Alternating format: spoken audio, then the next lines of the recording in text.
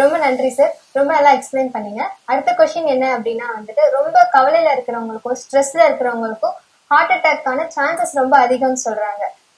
Last week வந்துட்டு எங்க பக்கத்து வீட்டு அங்கிள் ஒரு 58 வயசு இருக்கும். அவங்களுக்கு செஸ்ட் பெயின் 2 டேஸா இருக்குன்னு சொல்லிட்டு டாக்டர் போய் பார்த்தாங்க. அவங்களுக்கு ஹார்ட் அட்டாக்னு கன்ஃபார்ம் ஆயிடுச்சு. டாக்டர் அவருக்கு அதுக்கான ரீசன் வந்துட்டு நீங்க ரொம்ப கவலையில இருக்கிறதுனாலதான் அப்படின்னு சொன்னாரு. அது எந்த அளவுக்கு உண்மையானது அப்படிங்கறத பத்தி கொஞ்சம் எக்ஸ்பிளைன் பண்ணுங்க சார். ஒரு ஸ்ட்ரெஸ் என்பது ஒரு ஃபிளைட் அண்ட் ஃப்ரைட் ரெஸ்பான்ஸ். அதாவது ஒரு ஆபத்து வரும்பொழுது, நமக்கு ஒரு நாய் துரத்தும் போதோ, நமக்கு ஒரு முன்னாடி ஒரு சிங்கம் வந்து முன்னாடி துரத்தும் போதோ நமக்கு எப்படி ஒரு பதட்டம் ஏற்படுமோ அது போலதான் இந்த ஸ்ட்ரெஸ் ரெஸ்பான்ஸ்க்கான ஹார்மோன் நமக்கு இருக்கும். உதாரணத்துக்கு நம்ம இரவுல ஒரு தூக்கத்துல வரும்போது ஒரு கீழே குதிக்கிற போது ஒரு கனவு ஏற்படும் போது உடனே நம்ம எழுச்சி உட்காந்துப்போம்.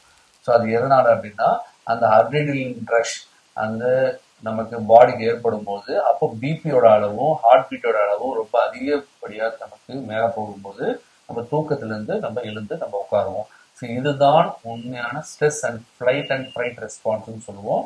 ஸோ இது ஏற்படக்கூடிய காரணம் என்னன்னா அட்ரினலின், நார்அட்ரினலின் அண்ட் டோபமின் அப்படின்னு ஒரு சுரக்கக்கூடிய ஹார்மோன்களின் தாக்கத்தினால இது மாதிரி ஏற்படுது. இது எங்க சார் சுரக்குது அப்படின்னா அட்ரினல் கிளாண்ட்.